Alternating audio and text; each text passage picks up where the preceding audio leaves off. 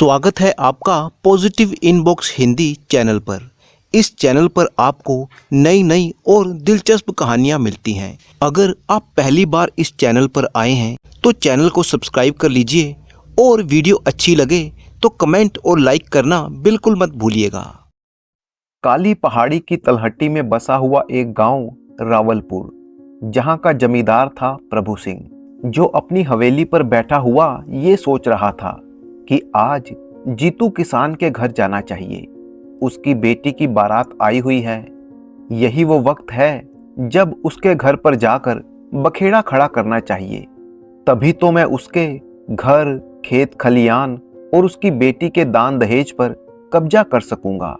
जमींदार उसी समय अपने मुनीम और अपने कुछ लठैतों को लेकर जीतू के घर की ओर चल दिया। जब जमींदार वहां पर पहुंचा तो वहां पर मौजूद लोग सोचने लगे, अरे ये जमींदार, ये सनीचर यहाँ पर कहाँ आ टपका। ये कोई अच्छा संकेत तो नहीं है। जमींदार के वहां पर आने की खबर सुनकर जीतू दौड़ता दौड़ता वहां पर आया और कहने लगा, धन्य भाग मेरे जमींदार साहब, जो इस खुशी के मौके पर आप यहाँ पर पधारे।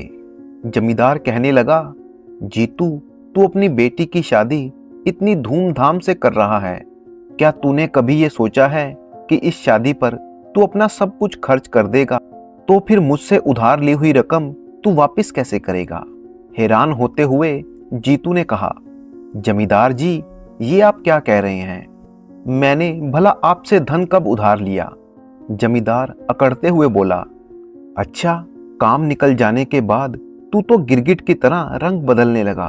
तूने आज से 5 साल पहले मुझसे सोने की अशर्फियां उधार ली थीं। जीतू किसान कहने लगा, क्यों इतने लोगों के सामने आप मेरी पगड़ी उछालते हैं?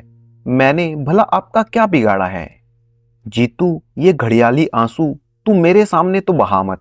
ठहर, मैं अभी सभी लोगों के सामने तेरी सच्चाई को रखता हूं। ये कहते हुए जमींदार ने अपने मुनीम को आवाज लगाई, मुनीम जी, जरा इधर तो आइए और जीतू का हिसाब किताब सबको दिखाओ। मुनीम ने तुरंत ही बही खाता खोलकर जमींदार को दिखाया। जमींदार ने उस बही खाते को अपने नजदीक ही खड़े हुए एक नौजवान को दिखाते हुए कहा, भाई, जरा पढ़ना इस पन्ने पर क्या लिखा है। वो नौजवान जो कि बारात में आया था, उसने पन्ने पर लिखी हुई बात को पढ़ना शुरू किया। उस पर लिखा था, मैं जीतू, निवासी रावल गांव, अपने पूरे होशो हवास में इस बात को लिखवा रहा हूं कि मैं जमींदार साहब से 50 सोने की अशर्फियां उधार ले रहा हूं। 6 महीने के अंदर अंदर ये रकम जमींदार साहब को मैं ब्याज समेत वापस लौटा दूंगा। अगर मैंने ऐसा नहीं किया तो 6 महीने के बाद मेरे खेत खलियान सब कुछ जमींदार के हो जाएंगे। ये सुनकर जीतू कहने लगा, नहीं, ये सब झूठ है। मैंने कभी भी कोई रकम जमींदार से उधार नहीं ली। तब जमींदार ने कहा, जीतू, तो क्या इस पन्ने पर लिखी हुई बात और उसके नीचे तुम्हारा अंगूठे का निशान भी झूठा है? जीतू बोला, अरे जमींदार साहब, कुछ तो भगवान से डरो। इस बात का क्या प्रमाण है कि इस पन्ने पर लगा हुआ अंगूठे का निशान मेरा है? जमींदार बोला, मुझे मालूम था कि तेरे जैसा एहसान फरामोश आदमी यही बात करेगा, इसीलिए मैं कोतवाल जी को अपने साथ लेकर आया हूँ। ये कहते हुए उसने वो पन्ना वहीं पर मौजूद कोतवाल के हाथ में थमा दिया, जो कि जमींदार के साथ ही आया था। असल बात तो ये थी कि शहर का कोतवाल जमींदार से घूस लेकर उसी के हक में फैसले सुनाया करता था। कोतवाल ने आगे बढ़कर वो पन्ना अपने हाथ में लिया और फिर जीतू से कहने लगा, जीतू, तुम अभी इसी समय इस पन्ने पर अपने अंगूठे का निशान लगाओ, तो फिर मैं दोनों निशानों को पहचान कर बता सकता हूँ कि ये अंगूठे का निशान तुम्हारा है या नहीं। जीतू ने उसी समय एक अंगूठे का निशान उस पन्ने पर और लगा दिया। इसके बाद कोतवाल बड़े ही ध्यान से दोनों निशानों को देखने लगा। कुछ देर तक गौर से देखने के बाद उसने अपना फैसला सुनाया कि यह दोनों अंगूठे के निशान एक ही हैं। यानी इस पन्ने पर जो पहले भी अंगूठे का निशान लगा है वो भी जीतू का ही है। वहां पर मौजूद लोग आपस में खुसुर पुसुर करने लगे कि भाई, जीतू तो अब जमींदार के फंदे में फंस गया। ये जमींदार के पंजों से अब बच नहीं सकता। जबकि जमींदार मन ही मन में ये सोच रहा था कि ये जीतू कभी सपने में भी नहीं सोच सकता कि बही खाते पर उसके अंगूठे का निशान मैंने होली वाले दिन उस समय लगवाया था जब वो भांग के नशे में मेरी हवेली पर नाच रहा था। तभी जीतू को घबराहट सी हुई और वो चक्कर खाकर जमीन पर गिर गया। जब वहां पर मौजूद लोगों ने उसकी जांच की तो कहने लगे, अरे इसकी तो सांस नहीं चल रही, जीतू तो मर गया। कुछ देर पहले तक जहां पर खुशी का माहौल छाया हुआ था, अब वहां पर उदासी छा गई थी। ये सब कुछ देखकर दूल्हे का पिता दूल्हे से कहने लगा, बेटा चल यहाँ से। जीतू जैसे झूठे आदमी की बेटी से मुझे तेरी शादी नहीं करवानी। और फिर बारात उसी समय बिना दुल्हन को लिए हुए वापस लौट गई। उस वक्त बारात में आया हुआ एक नौजवान जिसका नाम किशोर था, वो नदी के किनारे बैठा हुआ कुछ सोच रहा था कि बेचारे जीतू ने किसी का क्या बिगाड़ा था, उसकी तो दुनिया ही लुट गई। किशोर वहां पर बैठा हुआ ये सब कुछ सोच रहा था और दूसरी तरफ बारात नाव पर बैठकर कब की जा चुकी थी और वो किनारे पर ही बैठा रह गया। किशोर के मन में तरह तरह के ख्याल आ रहे थे कि अब उस दुल्हन का क्या होगा, कौन करेगा उस अभागिन से शादी। वो अपने ख्यालों में ही डूबा हुआ था कि तभी अचानक उसे छपाक की आवाज सुनाई दी। उसे आभास हुआ कि शायद कोई नदी में कूद गया है। वो डूबते हुए को बचाने के लिए नदी में कूद गया। जल्दी ही वो उस डूबती हुई लड़की को बचाकर बाहर ले आया। किनारे पर पहुंचकर वो लड़की रोने लगी। असल में वो लड़की वही दुल्हन थी जिसकी बारात अभी अभी वापस लौट गई थी। वो रोते हुए कहने लगी कि तुमने मुझे क्यों बचा लिया, मुझे मर जाने क्यों नहीं दिया। किशोर उस लड़की से पूछने लगा कि तुम कौन हो और इस तरह से अपनी जान क्यों देना चाहती हो। लड़की बोली, जिस दुल्हन की बारात लौट जाए और जिसके पिता की पगड़ी भरी बिरादरी में उछाली गई हो, भला वो अपनी जान ना दे तो क्या करे। किशोर ने कहा, अच्छा तो तुम जीतू काका की बेटी हो। हाँ, मैं वही अभागिन सरला हूँ। बापू मर गए, घर में कोई रहा नहीं, तो फिर मैं किसके सहारे जीऊं। किशोर बोला, ऐसा मत कहो सरला, मैं हूं ना, मैं तुम्हें सहारा दूंगा, मैं तुमसे शादी करूंगा, चलो तुम मेरे साथ मेरे घर चलो।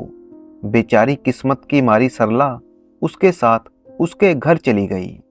दूसरी तरफ जमींदार गांव वालों से कहने लगा, गांव वालों, क्योंकि जीतू का इस दुनिया में अब कोई नहीं है, तो अब इसका क्रियाक्रम मैं करूंगा। वहां पर मौजूद लोग आपस में कहने लगे, हाँ भाई, भला जमींदार इसका क्रियाक्रम क्यों नहीं करेगा। जीतू की सारी जमीन जायदाद सब कुछ इसे मुफ्त में जो मिल रहा है, देख लेना मरने के बाद इस जमींदार को नरक में भी जगह नहीं मिलेगी।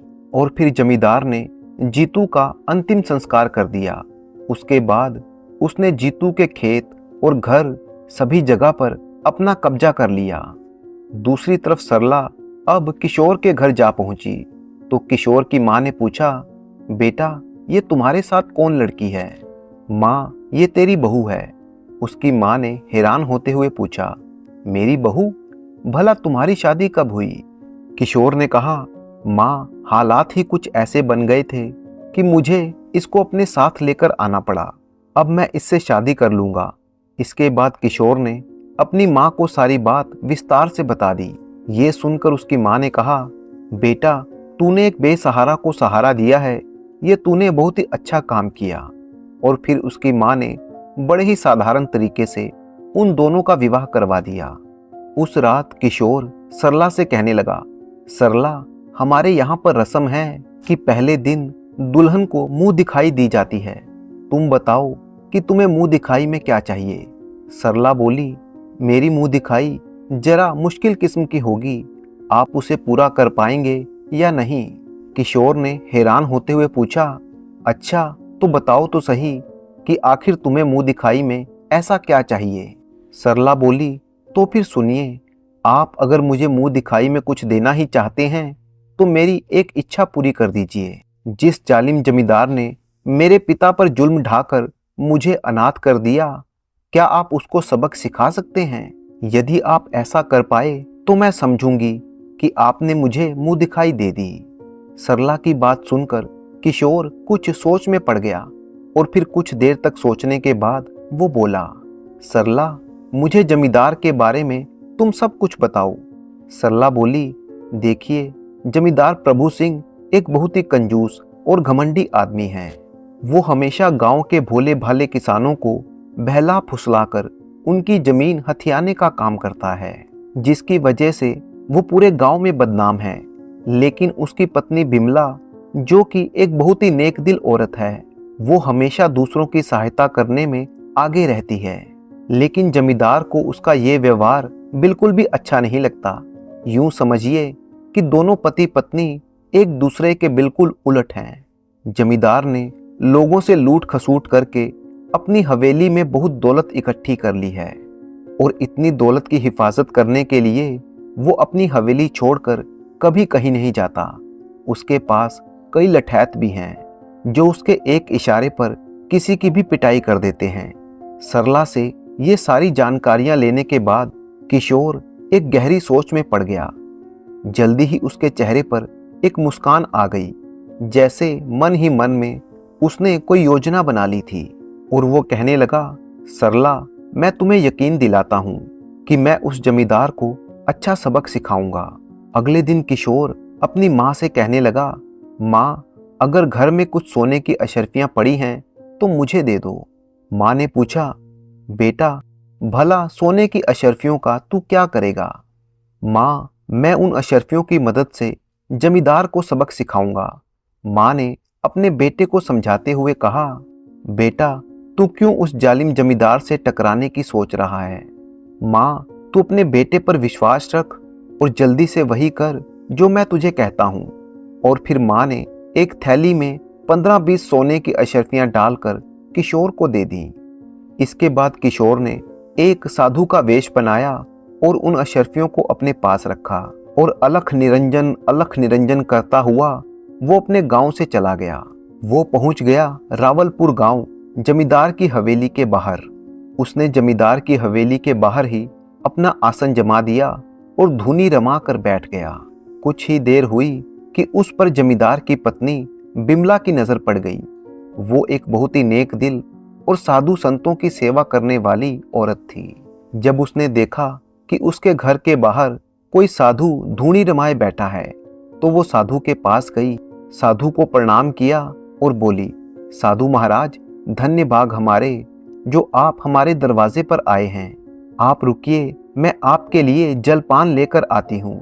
और फिर जमींदार की पत्नी साधु बने हुए किशोर के लिए खाना लेकर आई। साधु ने खाना खाया और फिर उसने बिमला को आशीर्वाद देते हुए कहा, देवी, तुमने एक साधु को खाना खिलाया है, भगवान तुम्हारा भला करे। ये कहते हुए उसने एक सोने की अशर्फी उन बर्तनों में रख दी जो बिमला लेकर आई थी। बिमला ने साधु को प्रणाम किया और जब वापस अपने घर पहुंची तो उसने देखा कि बर्तनों के बीच में एक सोने की अशर्फी पड़ी है। उसे बड़ी हैरानी हुई और सोचने लगी कि ये कैसे धन्य महात्मा हैं जिन्होंने आशीर्वाद के रूप में मुझे सोने की अशर्फी दी है। जब शाम के समय जमींदार अपने घर आया तो उसकी पत्नी ने सारी घटना जमींदार से कह दी कि हमारे घर के बाहर जो साधु महाराज आए हैं वो बहुत ही पहुंचे हुए सिद्ध योगी हैं। जब मैंने उन्हें खाना खिलाया तो आशीर्वाद के रूप में उन्होंने मुझे सोने की अशर्फी दी। जमींदार, जो कि साधु सन्यासियों से बहुत ही नफरत करता था, परंतु जब उसने ये सुना कि साधु ने भोजन के बदले में आशीर्वाद के रूप में एक सोने की अशर्फी दी है तो वो हैरान रह गया। वो तुरंत अपनी पत्नी के साथ साधु महाराज के दर्शन करने पहुंच गया। दोनों ने साधु को प्रणाम किया और जमींदार ने कहा, महाराज, आप बिल्कुल भी चिंता मत कीजिए। आप जब तक यहाँ पर हैं मेरे घर से आपको भोजन मिलता रहेगा। साधु मुस्कुराया और बोला, धन्य हो जमींदार जी, भगवान आपका भला करे। इतना कहकर साधु ने आंखें बंद कर ली और ध्यान मग्न हो गया। अगले दिन जब फिर से साधु को भोजन दिया गया तो उसने आशीर्वाद के रूप में एक सोने की अशर्फी बर्तनों में रख दी। अगले 4-5 दिन तक यही सिलसिला चलता रहा और इसके कारण जमींदार की पत्नी विमला के मन में उस साधु के लिए श्रद्धा और भी ज्यादा बढ़ गई थी। जबकि जमींदार के मन में लालच ने जगह बना ली थी और वो सोचने लगा कि अवश्य ही इस साधु के पास बहुत सी अशर्फियां हैं। और फिर उस दिन वो खुद साधु महाराज के पास भोजन लेकर गया और कहने लगा, महाराज, आप यहाँ मेरे घर के बाहर धूनी रमाए बैठे हैं। यहाँ पर ठंडी, गर्मी, धूप, बरसात सब कुछ आपको झेलनी पड़ती है। मेरी आपसे विनती है कि आप मेरी हवेली में चलिए और कुछ दिनों तक वहाँ पर आराम कीजिए। मुझे भी आप अपनी सेवा का मौका दीजिए। साधु ने कहा, ठीक है जमींदार जी, जैसी आपकी इच्छा। लेकिन अंदर ही अंदर साधु बना हुआ किशोर मुस्कुरा रहा था कि उसकी योजना बिल्कुल सही दिशा में जा रही है। फिर जमींदार और उसकी पत्नी साधु को अपनी हवेली में लेकर आ गए। उसके लिए एक अलग कमरा साफ करवा दिया गया। साधु जमींदार की हवेली में रहने लगा। उसकी तो खूब आवभगत होने लगी। हर रोज भोजन करने के बाद वो एक सोने की अशर्फी जमींदार को थमा देता और फिर 15वें दिन जब जमींदार खाना लेकर आया तो उसने साधु महाराज से कहा, आखिर आपके पास इतनी सोने की अशर्फियां कहाँ से आई महाराज? आप तो एक साधु हैं, कोई व्यापारी तो नहीं हैं। साधु ने कहा, बच्चा, मैंने ये अशर्फियां किसी व्यापार से नहीं कमाई, बल्कि मेरे पास ऐसी सिद्धि है जिससे मैं हजारों सोने की अशर्फियां पैदा कर सकता हूँ। ये सुनते ही जमींदार के होश उड़ गए। वो बोला, बाबा, क्या सचमुच आपके पास ऐसी कोई सिद्धि है? अगर ऐसा है तो क्या आप मुझे भी वो सिद्धि सिखा सकते हैं? साधु बना हुआ किशोर कहने लगा, जमींदार जी, वैसे तो आज तक मैंने किसी को ये सिद्धि नहीं सिखाई, लेकिन आपका सेवा भाव और आपकी भलमनसाही देखकर मेरा दिल पिघल गया। अब मैं आपकी बात को ठुकरा नहीं सकता। ये सिद्धि मैं आपको सिखा सकता हूँ, लेकिन इसके लिए पूर्णमासी तक का इंतजार करना होगा। गांव से 30 कोस दूर जो काली पहाड़ी है, उसके ऊपर बनी हुई गुफा मेरा ठिकाना है। मैं वहीं पर बैठकर अपनी तपस्या करता हूँ। पूर्णमासी की रात को तुम उस गुफा में आ जाना, तो मैं वहीं पर अनुष्ठान करके तुम्हें सोना बनाने की सिद्धि सिखा दूंगा। बोलो, क्या तुम्हें मंजूर है? ये सुनकर जमींदार की आंखों में चमक आ गई। वो बोला, हाँ हाँ बाबा, मुझे आपकी सारी बातें मंजूर है। साधु ने आगे कहा, तो ठीक है जमींदार, पूर्णमासी आने में सिर्फ 3 दिन बचे हैं। मैं कल सुबह यहाँ से चला जाऊंगा और काली पहाड़ी पर पहुंचकर मैं अनुष्ठान की तैयारी करूंगा। ठीक 2 दिन के बाद तुम बिल्कुल अकेले काली पहाड़ी पर उस गुफा में आ जाना और फिर रात के समय मैं अनुष्ठान पूरा करके तुम्हें सोना बनाने की सिद्धि सिखा दूंगा। लेकिन याद रखना, तुम्हें वहां पर बिल्कुल अकेले आना है, ताकि कोई तीसरा आदमी इस बारे में ना जान सके। जमींदार बोला, आप बिल्कुल निश्चिंत रहिए महाराज, मैं ठीक 2 दिन के बाद पूर्णमासी वाले दिन आपके पास बिल्कुल अकेले पहुंच जाऊंगा। अगले दिन साधु बाबा जमींदार की पत्नी से विदा लेकर चले गए। वहां से निकलकर साधु के रूप में जो किशोर था, वो काली पहाड़ी पर जा पहुंचा और वहां पहुंचकर वो उस गुफा में बैठ गया। वहां पर उसने अपने साथ एक मोटा सा डंडा और मोटी सी रस्सी रख ली और फिर जमींदार के आने का इंतजार करने लगा। 2 दिन के बाद जब पूर्णमासी थी, तो जमींदार ने अपनी पत्नी से कहा कि मैं एक जरूरी काम से कहीं पर जा रहा हूँ और कल सुबह तक वापस आ जाऊंगा। पत्नी ने पूछना चाहा तो जमींदार ने ये कहा कि मुझे एक जरूरी काम है जो मैं बता नहीं सकता। जाते समय जमींदार ने अपने लठैतों से कहा कि मेरे पीछे से अपनी मालकिन और इस हवेली का ध्यान रखना। इसके बाद जमींदार अकेले ही काली पहाड़ी की तरफ निकल गया। 30 कोस चलने के बाद उसने काली पहाड़ी पर चढ़ना शुरू कर दिया। चढ़ाई काफी कठिन थी, जिसकी वजह से जमींदार को थकावट महसूस हो रही थी और उसकी सांस भी फूल रही थी। मगर सोना पैदा करने वाली सिद्धि का लालच उसे रुकने नहीं दे रहा था। शाम ढलते ढलते वो काली पहाड़ी पर पहुंच गया, जहां पर उसे एक गुफा दिखाई दी। थका हारा जमींदार उस गुफा के अंदर चला गया तो सामने ही साधु के रूप में किशोर वहां पर मौजूद था। साधु को देखते ही जमींदार के चेहरे पर मुस्कुराहट आ गई और वो बोला, साधु महाराज, देखिए, मैं अपने वादे के मुताबिक बिल्कुल अकेले यहाँ पर पहुँच गया हूँ। बताइए कि अब मुझे क्या करना है। किशोर अपनी जगह से उठा। उसने ये भांप लिया था कि जमींदार इस वक्त बहुत ही थका हुआ है। उसने मौके का फायदा उठाया और जमींदार को दबोच लिया और उस पर काबू कर लिया। पलक झपकते ही उसने मोटी मोटी रस्सियों से जमींदार को कसकर बांध दिया। बहुत ज्यादा थका होने के कारण जमींदार अपना बचाव न कर सका। जब वह रस्सियों में बंध गया तो साधु से कहने लगा, महाराज, ये क्या हरकत है? आपने तो मुझे सोना बनाने की सिद्धि सिखाने के लिए यहाँ पर बुलाया था, फिर भला आपने मुझे बांध क्यों दिया? तब किशोर ने अपना साधु का चोला उतारा और अपनी असलियत जमींदार के सामने जाहिर करते हुए वो कहने लगा, मूर्ख जमींदार, मैं कोई साधु नहीं हूँ और ना ही मैं तुझे कोई सिद्धि सिखाने वाला हूँ। मेरा नाम किशोर है और मैं उस सरला का पति हूँ जिसके पिता के साथ तूने धोखा किया था और उनकी मौत का कारण तू बना था। इसके बाद किशोर ने सारी सच्चाई जमींदार को बता दी और लगे हाथ 2-4 तमाचे उसके चेहरे पर जड़ दिए और कहा, जमींदार, अब तेरे पास कोई दूसरा रास्ता नहीं है। पूरे गांव में किसी को ये नहीं मालूम कि तुम इस समय काली पहाड़ी पर मेरे कब्जे में हो। मेरा इरादा तो ये था कि मैं तुझे जान से मार दूं, लेकिन तेरी पत्नी बिमला, जो इतनी नेक दिल और धार्मिक विचारों वाली है, उसका ख्याल आते ही मेरे मन में तेरे लिए रहम आ रहा है।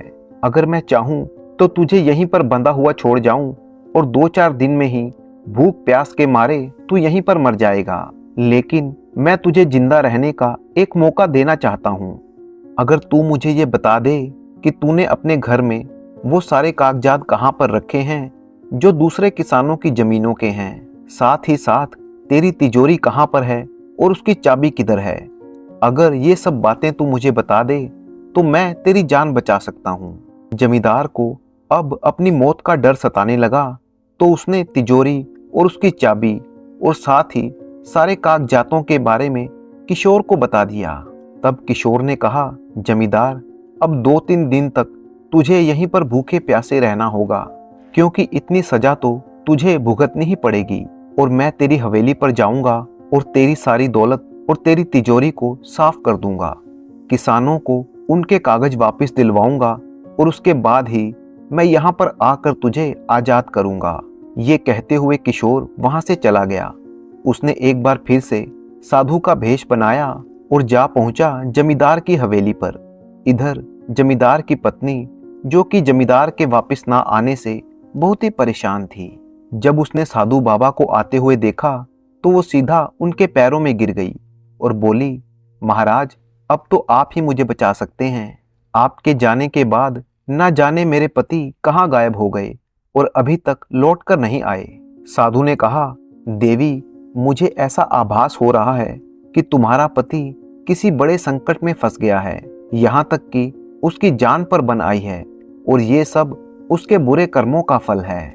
अगर तुम चाहती हो कि तुम्हारा पति उस संकट से छूट जाए तो मेरी मानो तो उसने छल कपट करके जो भी धन कमाया है वो गरीबों में बांट दो और जो उसने किसानों की जमीनें हड़पी हैं वो सारे कागज तुम जला दो। इसी से तुम्हारे पति के पापों का प्रायश्चित हो सकता है और वो संकट से छूट सकता है। जमींदार की पत्नी, जो पहले से ही अपने पति के गलत कामों से बहुत ही परेशान थी, उसे पक्का विश्वास हो गया कि साधु महाराज बिल्कुल ठीक कह रहे हैं और वो ऐसा करने के लिए तैयार हो गई। तब किशोर ने अपनी आंखें बंद करके ध्यान लगाने का नाटक किया और फिर उसने बताया कि जमींदार की तिजोरी की चाबियां कहाँ हैं और उसकी तिजोरी कहाँ है और बाकी सारे कागजात और बही खाते कहाँ पर रखे हैं। इसके बाद जमींदार की पत्नी ने तिजोरी की चाबियां ली और सारा धन लाकर साधु महाराज के सामने ढेर कर दिया। उसने जमीनों के कागजात और बही खाते निकाले और आंगन में ले जाकर उन्हें आग लगा दी। तब साधु बाबा ने कहा कि वे सभी किसान जिनकी जमीनें जमींदार ने हड़प ली थी, अब वो आजाद हो चुके हैं। इसके बाद जमींदार की पत्नी ने अपने हाथों से जमींदार की सारी दौलत, जो उसने छल कपट से कमाई थी, गांव की गरीब जनता में बांट दी और साधु महाराज से कहने लगी, महाराज, अब तो मैंने आपके कहे मुताबिक कर दिया अब आप ही मेरे सुहाग की रक्षा कीजिए। साधु के रूप में किशोर कहने लगा, ठीक है देवी, तुम मुझे थोड़ा समय दो। मैं अपने आश्रम में जाकर अपने योग बल से पता लगाता हूँ कि जमींदार इस समय कहाँ है और उसको सही सलामत वापस लाना अब मेरी जिम्मेदारी है। जमींदार की पत्नी को ऐसा विश्वास दिलाकर किशोर हवेली से बाहर निकल गया। इसके बाद वो छिपता छिपाता काली पहाड़ी पर जा पहुंचा, जहां पर जमींदार भूखा प्यासा परेशान पड़ा हुआ था।